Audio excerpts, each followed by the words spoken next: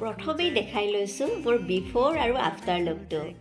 বহুদিনৰ পৰাই ভাবি আছিলোঁ চুলিখিনি স্মুথনিং কৰিম বুলি, সেয়ে আজি ৰাতিপুৱাই দৌৰ দিলোঁ।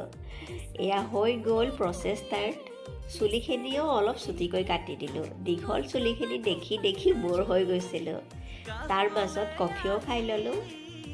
এয়া পিছে মোৰ প্ৰথম নহয়, আগত এবাৰ স্মুথনিং কৰিছিলোঁ আৰু এবাৰ কেৰাটিন ট্ৰিটমেণ্টো কৰিছিলোঁ। এই যে সময় লাগে 5-6 ঘণ্টা, সঁচাকৈ বহুতে বেছি আমনিদায়ক। একে ঠাইতে বহি বহি বৰ লাগি যায়।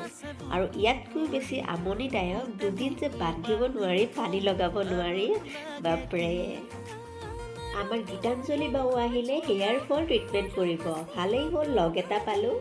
আপোনালোকেও বাৰু মোৰ নিচিনা আমনি পায়নে জনাবচোন। আৰু এয়া হ'ল মোৰ ফাইনেল লুক। ভিডিঅ'টো কেনেকুৱা পালে জনাব ৰাইজ। আজিলৈ আহিছোঁ।